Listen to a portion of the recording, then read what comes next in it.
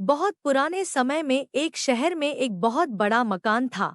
उस मकान में चूहों ने डेरा जमा रखा था।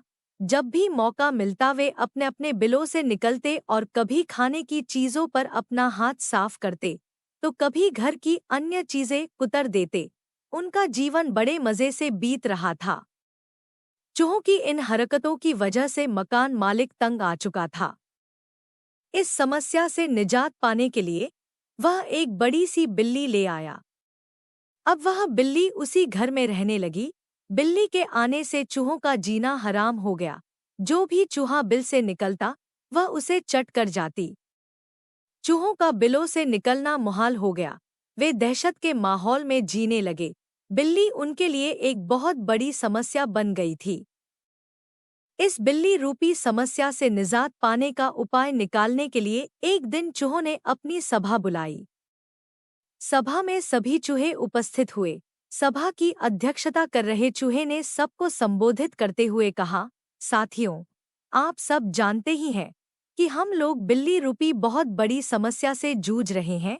वह रोज हमारे किसी न किसी साथी को मारकर खा जाती है। बिलों से निकलना मुश्किल हो गया है। हम भोजन भी नहीं कर पा रहे हैं। लेकिन इस तरह हम कब तक बिल में छुप कर रहेंगे?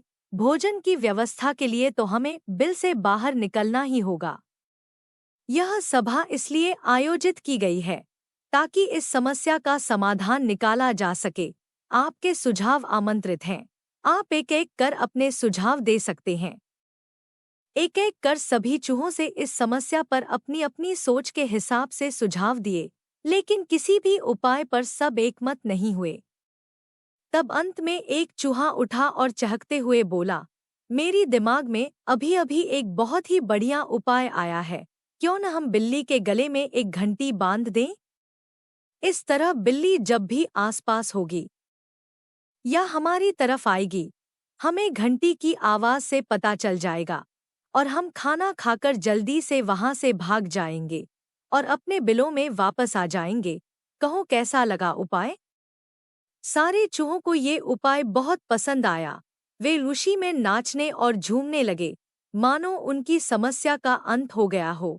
तभी एक बूढ़ा और अनुभवी चूहा खड़ा हुआ और बोला, मूर्खों, नाचना गाना बंद करो और जरा ये तो बताओ कि बिल्ली के गले में घंटी कौन बांधेगा?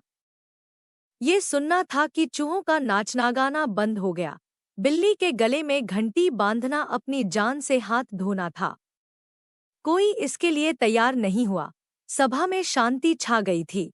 तभी इस शांति को चीरते हुए बिल्ली के कदमों की आहट सबके कानों में पड़ी और फिर क्या था? सब सिर पर पैर रखकर अपने अपने बिलों की ओर भाग खड़े हुए। इस कहानी से हमें यह शिक्षा मिलती है कि योजना बनाने का कोई औचित्य नहीं यदि उसे लागू न किया जा सके। अगर आपको ये कहानी पसंद आई हो तो कृपया इस चैनल को सब्सक्राइब करें और वीडियो को लाइक करें। धन्यवाद।